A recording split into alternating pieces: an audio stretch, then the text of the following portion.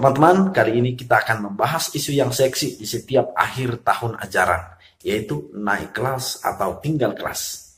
Sebelum kita mulai, pada dasarnya setiap manusia selalu ingin naik kelas. Tak pernah manusia yang normal ingin tinggal kelas.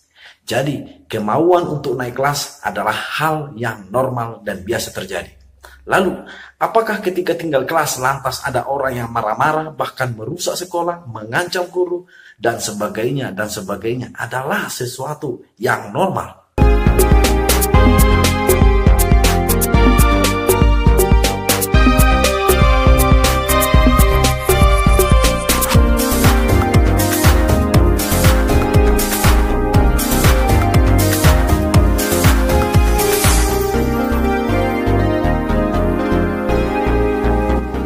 Sebelum menjawab itu, saya ingin kita melihat tradisi atau kebiasaan tahun baru kita. Setiap tahun baru, setiap manusia hampir selalu membuat resolusi.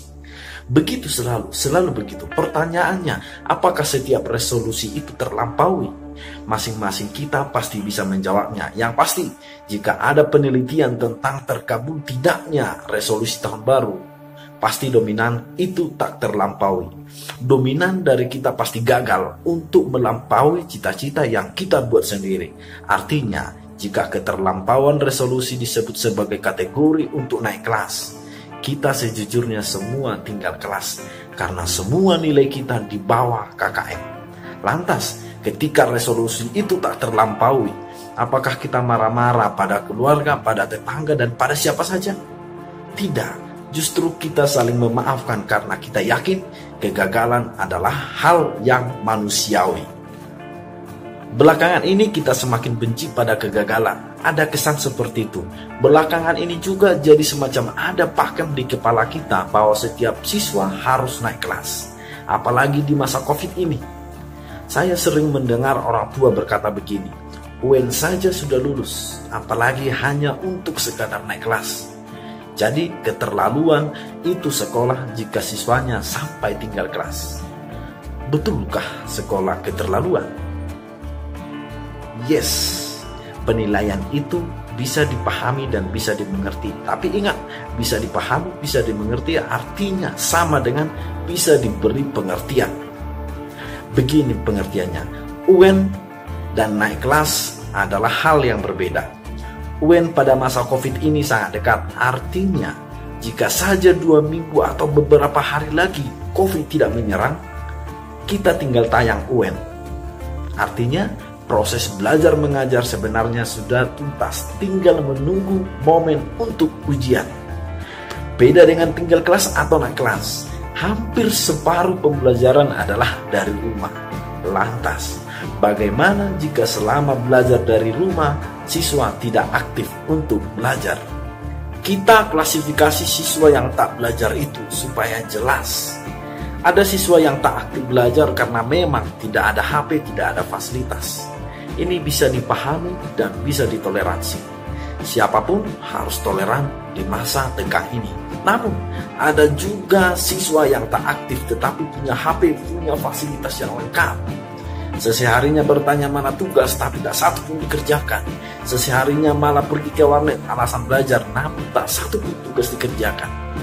Deadline demi deadline telah tiba namun tugas tak kunjung selesai. Waktu ujian semester pun akhirnya tiba namun juga tak kunjung ujian. Diberi waktu, diberi tenggat untuk ujian susulan, tidak disanggupi. Tidak disanggupi untuk mengerjakan tugas dan sebagainya dan sebagainya. Kita telepon, kita SMS tak disanggupi, hanya dibaca saja. Kita datangi rumahnya dan kita suruh ujian, dia bilang, aku tidak bisa ujian. Artinya, ini bukan soal fasilitas lagi. Ini soal hati. Ini soal bahwa siswa itu memang benar-benar tidak mau belajar. Apakah siswa seperti ini pantas naik kelas? Pendidikan itu bukan soal otak. Kalau soal otak, Anda pintar tinggal di rumah tanpa sekolah, lalu ketika ada ujian, Anda datang silahkan. Namun pendidikan itu bukan soal otak, itu lebih soal karakter, soal disiplin. Sekali lagi, bukan soal otak. Jika tujuan pendidikan hanya untuk membuat pintar, sejujurnya pendidikan kita selama ini sudah gagal karena memang orang pintar sangat sedikit.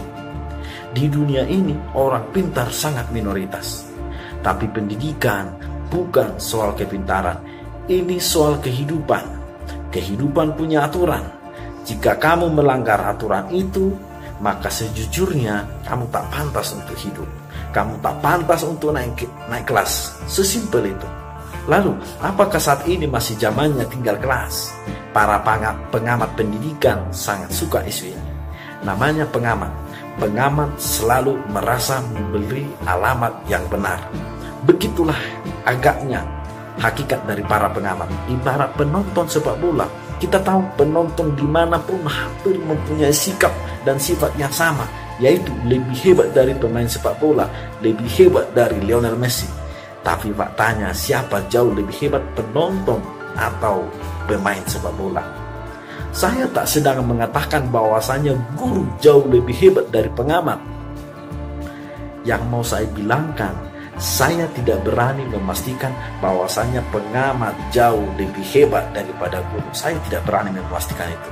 Maaf saya menyinggung pengamat pendidikan di sini karena kebanyakan dari kita selalu suka membanding-bandingkan.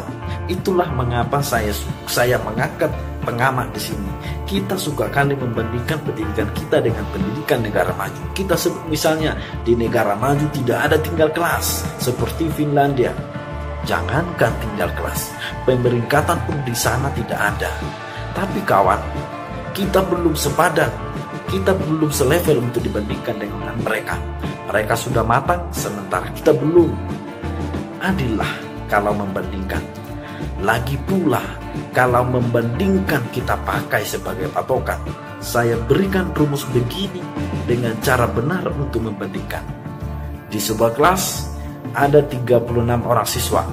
Sebanyak 34 naik kelas. Sebanyak 2 orang lagi gagal dan tinggal kelas. Kita bandingkanlah ke-34 siswa tadi dengan kedua orang siswa tadi. Ternyata hasilnya tak sebanding, tak selevel. Lantas, apakah kita harus menyampaikan level mereka ini dengan sama naik kelas, di mana 34 orang lainnya bisa menjawab soal ujian misalnya?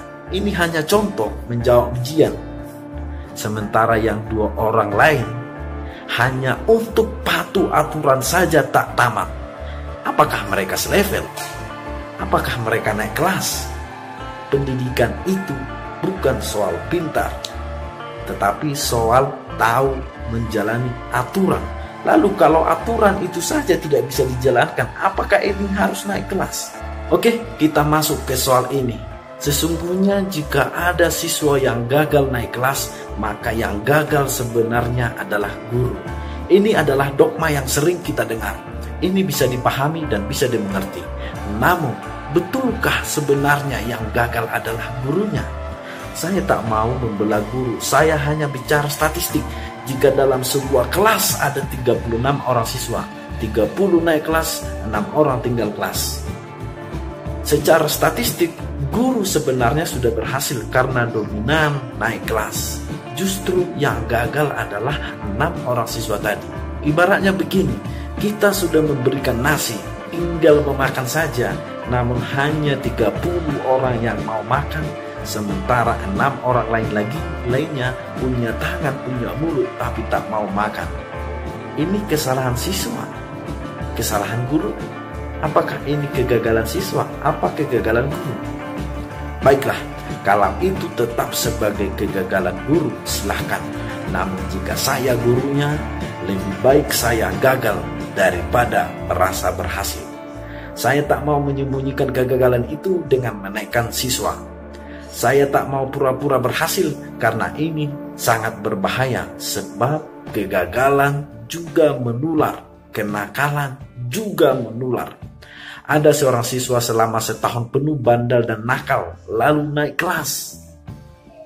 Bagaimana perasaan siswa lainnya? Apakah kita harus mengorbankan, menyakiti perasaan siswa lainnya demi menyembunyikan kegagalan kita? Betapa egoisnya kita. Itu satu hal. Hal lain lebih dahsyat lagi. Bagaimana jika siswa lainnya malah bandal karena melihat bahwa ternyata kebandalan dan kebaikan berdampak sama. Sama-sama naik kelas. Bagaimana kalau siswa bandal itu malah mengkader adik kelasnya? Hei, aku dulu bandal, jadi bandal saja. Jangan takut karena toh kamu akan naik kelas. Aneh bukan? Inilah dampak dari kegagalan yang disembunyikan. Saya pribadi bukan tak kasihan. Saya pribadi bukan tidak kasihan pada siswa yang bandal itu karena langsung meninggal kelaskannya. Tetapi kasihan punya akalnya sendiri. Apakah saya harus kasihan kepadanya lalu tidak menghargai orang lain yang sudah berjuang menghargai aturan? Saya justru kasihan pada siswa yang bandal itu. Mungkin di sekolah ini ia akan selamanya bandal. Bahkan mungkin akan semakin menular. Karena itu, pindahkan saja dia ke sekolah lain. Barangkali di sana ia akan bertobat. Dia selamat, kawannya juga selamat. Sayang, saya tahu sampai detik ini ada banyak sekali kisah tinggal kelas yang sering tak diterima orang tua, masyarakat, dan sebagainya. Dan saya pikir hal itu wajar dan bisa dipahami karena kegagalan sangat dibenci oleh setiap manusia. Namun, sampai saat ini saya tak habis pikir mengapa kita sampai harus membawa-bawa hal-hal yang berolah mengancam guru, bahkan membawanya ke polisi, lalu meninjaunya ke pengadilan. Dan akhirnya naik kelas ditentukan di pengadilan.